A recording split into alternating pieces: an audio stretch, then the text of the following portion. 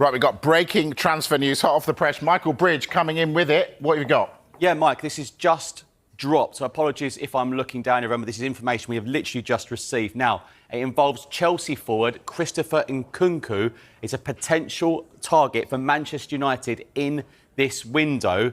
Now, talks are understood to have been held between intermediaries about a move.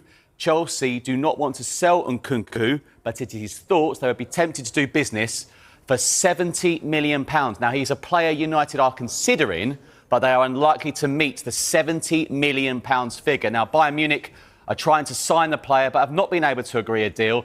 There'd be more chance of Nkunku moving to Bayern if therefore Mathys Tel was willing to move in the opposite direction in a separate deal. Meanwhile, Chelsea are also considering a move for United forward Alejandro Garnacho. United are considering possibilities in attacking areas and what is feasible during this window, given their financial restrictions. A lot will depend on what happens with Garnacho. Should be finalised this weekend. They do not want to be left short in attack, but they cannot afford to be overstocked. So to reiterate the top line, Chelsea forward Christopher Nkunku, a potential Manchester United target this window. Oh, that is a big one. Much more on that in the transfer show. Solical back into the studio. Our chief reporter, I said just before the commercial break that there was some news about Alejandro Garnacho. What is it?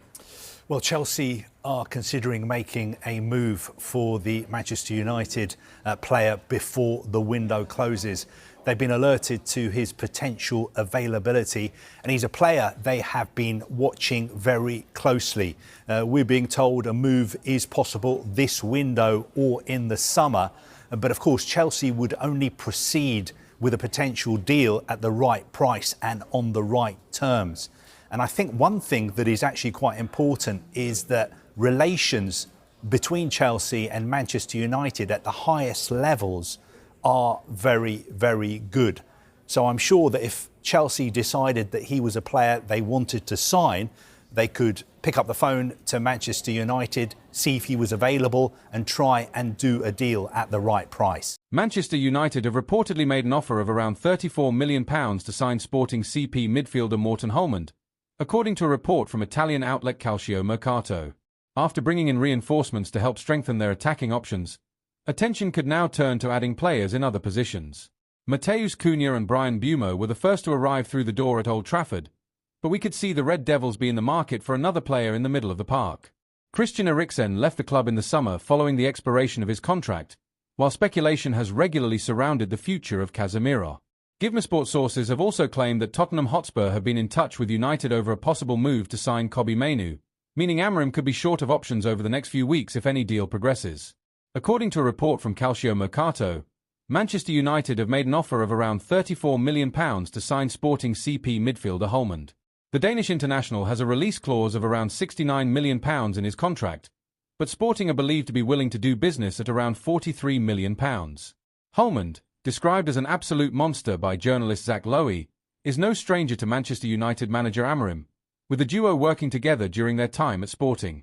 The Danish international knows what it takes to play in the middle of the park for Amorim, and his technical ability in midfield could be what United need to go to the next level. United fans might be disappointed with the lack of activity so far, considering their disappointing 2024-2025 season, but it appears that they are starting to step up their business as we edge closer to the new campaign. The club have been weighing up various options over the summer, and now, having signed Matheus Cunha and Bryan Mbeumo, they are tailoring their energies on who might join up top. No decision has yet been made on which target to advance, but United are in contact on both Watkins and Sesko to establish the potential costs of each deal. A move for Nicholas Jackson, a player under consideration, has been ruled out due to Chelsea's demands. United are in the evaluation stage, and there is internal acceptance that negotiations might take time, with Aston Villa and RB Leipzig each putting significant price tags on their respective players. United need to make sales to raise funds, with Alejandro Garnacho and Antony on the market for valuations that would cover the cost of a major arrival, while the departure of players such as Jadon Sancho would also add to the funds available. United's pursuit of a new striker also keeps Rasmus Højlund's future in doubt, and while Inter's capture of Angione Bonni from Parma means the Serie A side are no longer pursuing his signature, several other clubs are observing the situation.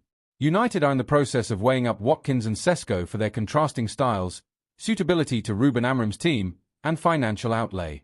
Villa privately insist Watkins is not for sale, but there is a belief at Old Trafford that a deal can potentially be done.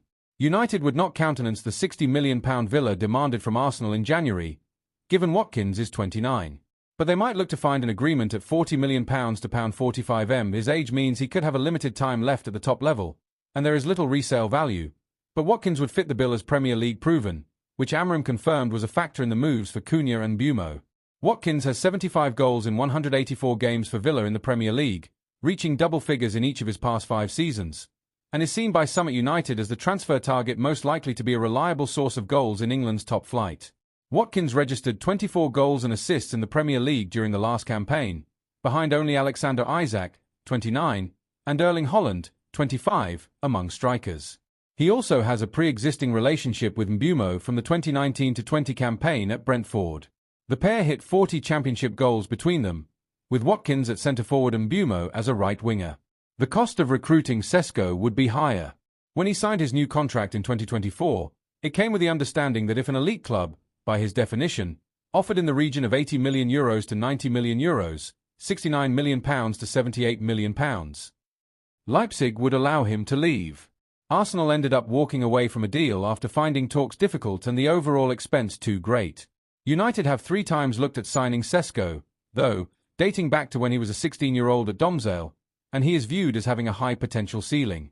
At 22, Sesko could yet be sold in future years, so a transfer should maintain good value. United's director of recruitment Christopher Vivell has history with Sesko also, occupying executive positions at Red Bull Salzburg and Leipzig in 2019 and 2022 respectively. But Sesko's tally of 13 goals in 33 Bundesliga games this season is judged by some as falling short of the numbers required for the kind of fee it would take to get him. United must also consider Newcastle placing Sesko at the top of their list to replace Isak should he depart to Liverpool. There is anticipation Newcastle are ready to put major finances into the Sesko pursuit.